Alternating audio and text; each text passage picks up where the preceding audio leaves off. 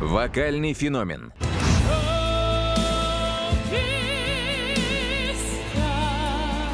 Ну, на самом деле, я самый обычный пацан. Один из самых скрытных певцов.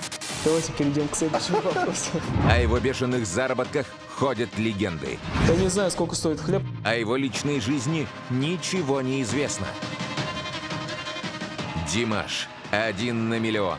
Он собирает многотысячные залы в Москве, Нью-Йорке, Лондоне, Пекине.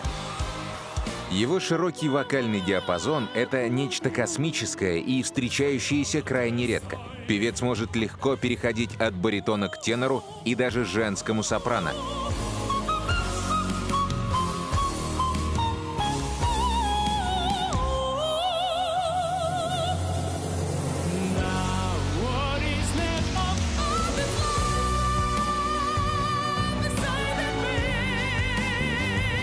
Заслуженный деятель Казахстана, посол дружбы, звезда мирового уровня, вошедший в топ-100 привлекательных мужчин Азии. И все это в 26 лет. Куда вообще мне смотреть, кстати? Твоя вот. Давайте заново. Димаш Кудайберген не очень любит давать интервью, но для нас сделал исключение. Он встретился с генеральным директором канала Муз-ТВ Арманом Давлетяровым и рассказал ему самые сокровенные и самые сочные подробности своей жизни. Сколько он зарабатывает? Свободно ли его сердце? О чем мечтает? Каким было его детство? И кем видит себя в старости? У тебя счастливое было детство? Очень счастливые, очень счастливые. Я в детстве занимался и тэквондо, и плаванием, и вокалом, фортепиано. У меня было все забито с утра до вечера. И успевал с пацанами поиграть в футбол и подурачиться. Я жил почти, как и все обычные дети, просто ходил в музыкальную школу и занимался спортивными секциями. Певец родился в семье музыкантов и заслуженных деятелей Казахстана – Каната и Светланы Айтбаевых. Мама Димаша говорит, что еще 2-летним ребенком мальчик выбегал на сцену после выступлений родителей и благодарил зрителей за аплодисменты. А свое первое «Браво» он услышал в 5 лет, когда сам начал петь. Ты с детства мечтал стать артистом? Я помню, что в детстве, когда мы рисовали картинки, в возрасте 2 лет или 3, я нарисовал студию, компьютер, звуковые усилители, колонки, эквалайзер, преамп, микрофоны и сцену рисовал. В то время, когда другие мальчишки рисовали только машины. Я тогда отправил в космос свои мечты, свои планы, и сейчас они постепенно сбываются. Что ты отправил в космос? Что ты хотел? Я почему-то всегда хотел петь на большой сцене, хотя мне было тогда буквально примерно 3 года всего лишь. Сколько себя помню, я никогда не думал о возможной другой карьере, о возможной другой профессии. Почему-то мне всегда казалось, что я стану певцом, артистом. Вот, как видите, до сих пор иду к этому. Самые твои теплые воспоминания из твоего детства? Вот несколько назови. Тот момент, когда мне купили велосипед. Тот момент, когда на конкурсе республиканского уровня, который назывался «Айналайн», я стал лауреатом в возрасте 5 лет. И мне дали грамоту и 1000 тенге. Это $3 получается сейчас. Я помню, что я сильно торопился отдать эту грамоту и 1000 тенге своей бабушке, чтобы она купила там себе что-то. И когда мы доезжали до нашего дома, возвращались, я помню, как у мамы спрашивал постоянно: так, это деньги у вас, да, сейчас бабушке отдадим постоянно. Это первый твой заработок, получается, $3. Да, получается, да.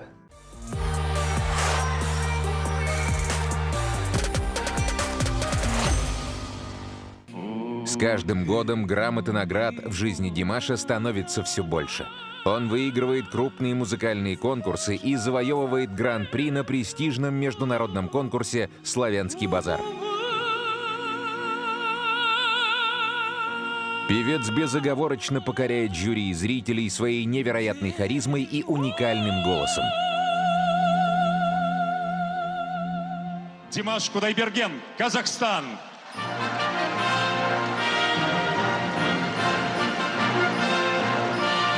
Не могут жить в разлуке. Сегодня Димаш – один из самых востребованных певцов современности. Ему рукоплещут Казахстан, Россия, Китай, Америка и Европа. Любовь мою согрей, любовь уставших лебедей.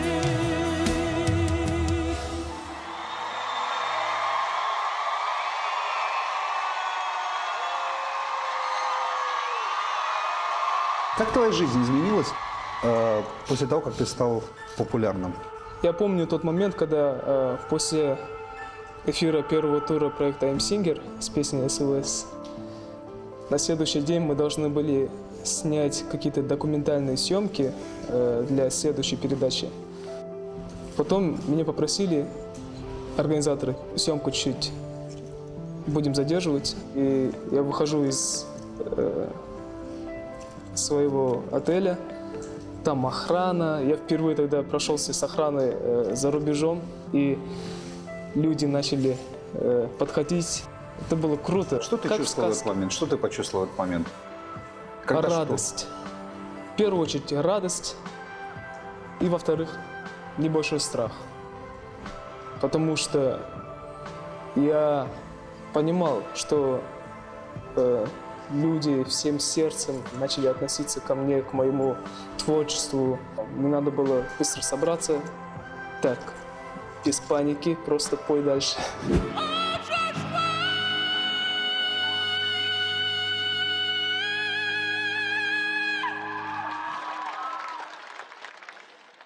Шоу талантов I'm Singer проходило в Китае в 2017 году. Димаш был самым молодым участником. Он дошел до финала, но победителем не стал. Музыкант занял второе место, но зато завоевал сердца почти что всех жителей Поднебесной. Так, в 2019 году его первый студийный альбом ID стал в Китае платиновым всего за 37 секунд. Абсолютный рекорд. А сегодня есть этот страх, Да. который был тогда? Да. Не страх, потому что сейчас на плаву, и спустя годы меня могут забыть не по этому поводу страх, а есть страх, что я могу их разочаровать. Я стараюсь угодить родителям, стараюсь угодить своим друзьям. Я боюсь того момента, когда родители разочаруются. Это очень страшно. После участия в конкурсе I'm Singer многие продюсерские компании из самых разных стран мира выстроились в очередь к талантливому юноше из Казахстана. Вот роль продюсера в твоей жизни, насколько она важна для тебя, насколько это нужно тебе, и насколько ты прислушиваешься к людям, которые рядом с тобой в разных странах? Ну да, уже, наверное, ни для кого не секрет, что у меня в разных странах есть разные продюсеры, компании, с кем я сотрудничаю, но у нас нету такого, чтобы кто-то там кому-то обязан, там эксклюзивные права, вот это все. У нас просто все чисто на дружбе, на доверии, но все самые главные решения, будучи взрослым человеком, я принимаю сам, но во многом я, конечно, советую с отцом, потому что он умнее, мудрее, опытнее. Где сегодня твой дом? Из-за того, что мне приходится гастролировать, я, конечно, все равно я пытаюсь чаще быть у себя дома, но гастролирую то месяц, то другой. В другой стране останавливаюсь. Через месяц я могу полететь в другую страну и там пожить чуть-чуть. Ну вот твой дом, это вот дом у родителей? Конечно, конечно. Твой дом – дом родителей? Да. Где ты себя чувствуешь комфортно? Я себя чувствую комфортно рядом с родителями. Где бы ты ни был. хоть даже это если будет Америка или Африка. Самое главное находиться рядом с родителями, рядом с родными, чувствовать уют, тепло. А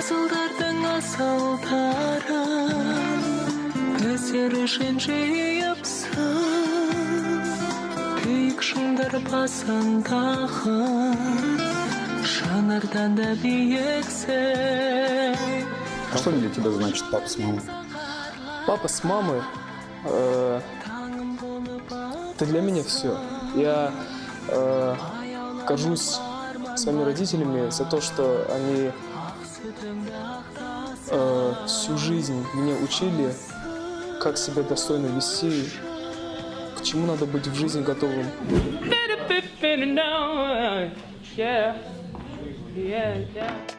Сейчас Димаш на расхват. И дело не только в шоу и концертах. На статного певца с необычной внешностью обратили внимание мировые рекламные и модельные агентства. Музыкант не раз появлялся на обложках известных глянцев, а китайская авиакомпания даже украсила один из своих бортов билбордом с изображением певца. Как проходит твой день? Поскольку ты просыпаешься, вот обычный день Димаша Кудайбергенова. Всегда по-разному. Бывает, что мы засиживаемся в студии с вечера до обеда следующего дня и спим 4 часа где-то, 5 часов. И потом обратно, как только просыпаемся в студию, с пацанами собираемся и колдуем там, мечтаем о хорошем будущем. В студии где у тебя, в каком городе? И в Пекине есть студия, и в России, во Франции работал в студии.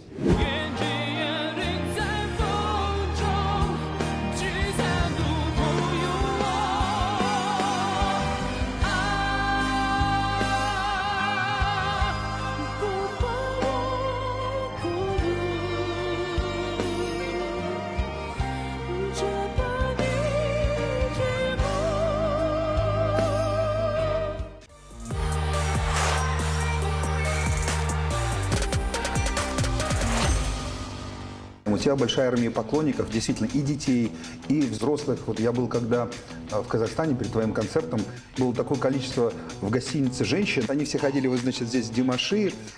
Меня узнали где-то в центре города, там, значит, подбежали ко мне, одели мне на голову вот это вот, вы же будете вечером на концерте. Димашимания охватила весь мир. Армия поклонниц певца действительно огромна. Они знают его песни, следят за гастрольным графиком и путешествуют за ним по миру. А самые отчаянные даже набивают татуировки с именем своего кумира. Многие девушки признаются, что те пронзительные ноты, которые берет Димаш, околдовывают их и вводят в настоящий транс с первых секунд его выступления.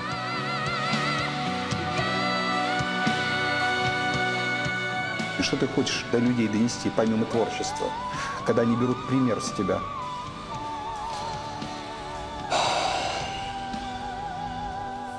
Если я скажу, что просто хорошую музыку, это не будет соответствовать правде. Конечно, я хочу, чтобы не было войны. Все мы люди, все мы появились на этот свет для того, чтобы прожить достойную жизнь. И мы должны всегда помнить о том, что за каждое наше деяние будет спрос. И в этом плане хочу поблагодарить всех своих слушателей за то, что они на своем примере показывают, что люди должны дружить друг с другом. И нету никаких границ. В Америке у меня был сольный концерт на стадионе Barclays Center. Там люди слетелись из 54 стран и спели на казахском. Это был такой кайф. Вот об этом дне я мечтал с самого детства. Not only special for you, of course, and for me too, because this day, unforgettable day. Они обнимались, они дружили, улыбались друг другу, но при этом не зная языка.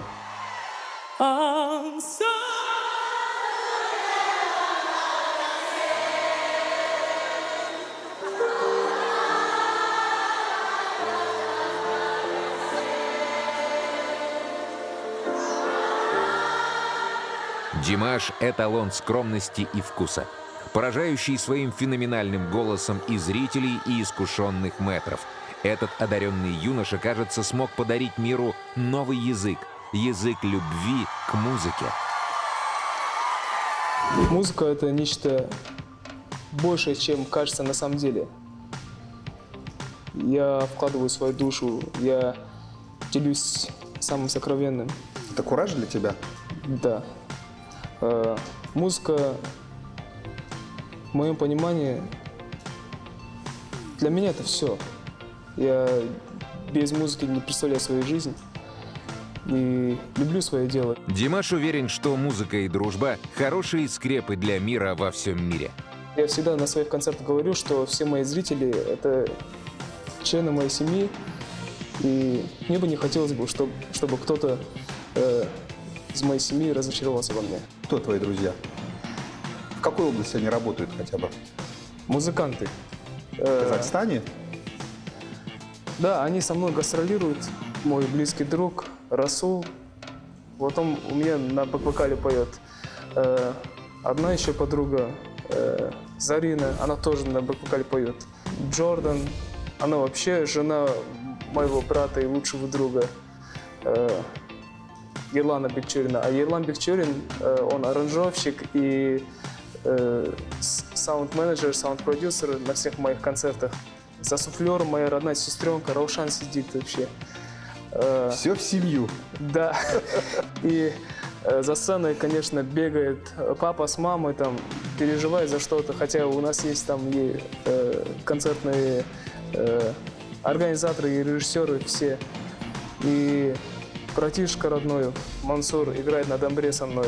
И другой братишка Алихан тоже со мной на домбре играет. И тебе так комфортно, да, вот когда рядом с тобой твои близкие? Получается, вся твоя команда — это в основном твои близкие друзья и родственники. Да. Ну, почему? Потому что им доверяешь? Да. Ну, я вообще без доверия к людям не могу жить. Кстати, о дружбе. Известный китайский актер-каскадер Джеки Чан увидел выступление Димаша по телевизору, был очарован его пением и захотел немедленно познакомиться с этим талантливым артистом. С тех пор певец и звезда боевиков — хорошие приятели.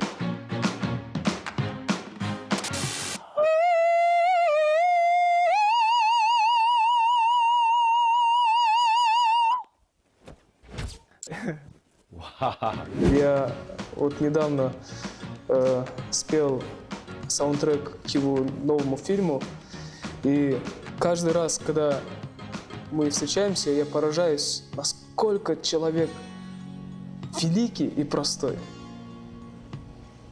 Большая личность. Но как он себя просто ведет? Он заходит на съемку или на репетицию, здоровается со всеми там. Такое эстетическое наслаждение наблюдать за всем этим. Это кайф, когда человек понимает, что он большой и при этом скромный. Простой. Димаш, несмотря на свой бешеный успех, тоже не славил звезду. Он скромный, застенчивый, немногословный и даже немного стеснительный. Так и не скажешь, что перед тобой величина поистине мирового масштаба. Сегодняшний твой быт, твоя жизнь, она сильно изменилась? Ну, что значит для да. тебя деньги? Для меня деньги — это просто...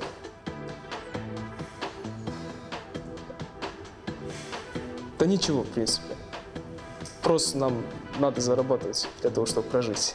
Ты носишь с собой деньги? У тебя есть кошелек с деньгами? Нет. Я уже не помню, когда я в последний раз ходил в магазин. Это было несколько лет назад. Но ты знаешь, сколько стоит, например, я не знаю, в Казахстане или в России хлеб? Сколько стоит, я не знаю, молоко? Сколько стоит машина? Ты вообще такой... Ты в этой жизни сегодня на земле? Или ты весь в творчестве? Я не знаю, сколько стоит хлеб, потому что у нас дома есть братишка, который побежит за хлебом. Зато я знаю, сколько стоит микрофон Neumann. Сколько стоит микрофон Neumann? $5000. Большие деньги, огромные. Ну да. Я, в принципе, не люблю о деньгах говорить, потому что не стоит о них говорить. Зачем?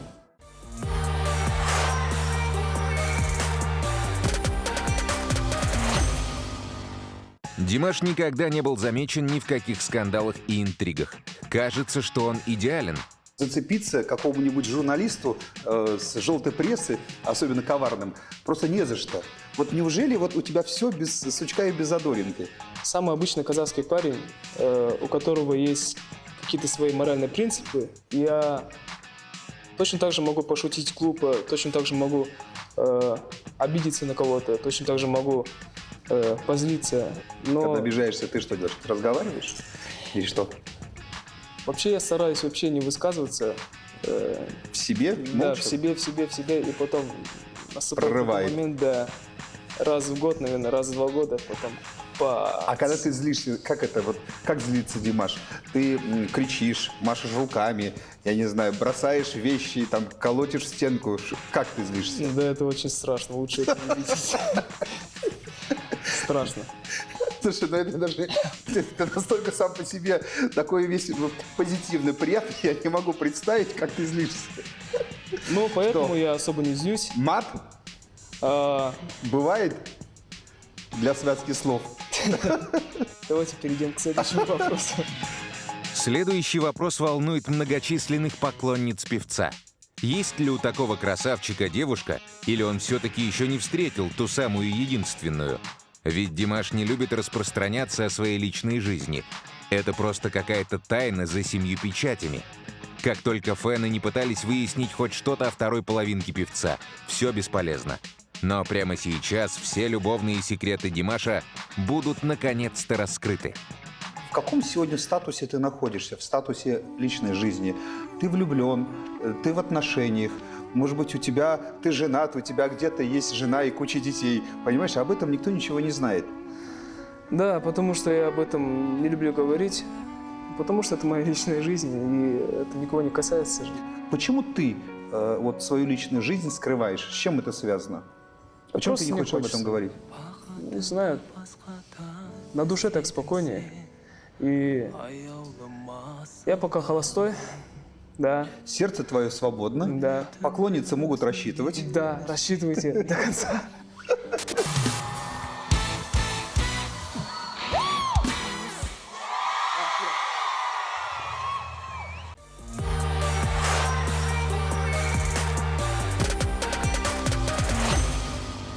Есть что-то, что ты хотел бы изменить в своей жизни? Изменить в своей жизни? Нет.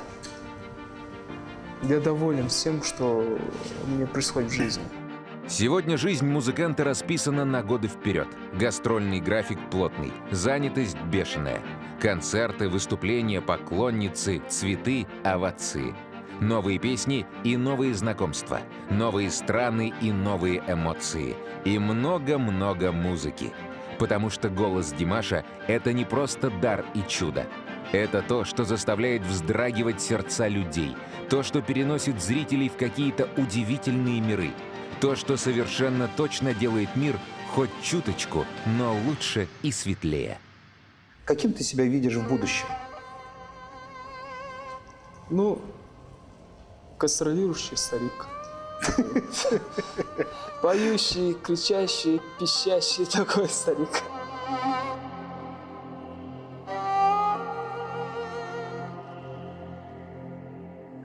Жанарымда жас бар ма? Тамшы тамса жазған ба? Елімді сүйіп көтердім биік, алақанымда аспанға. Ты можешь назвать себя счастливым человеком? Да. Считаю, что я очень счастливый человек, потому что в жизни мне не скучно, потому что я занимаюсь любимым делом.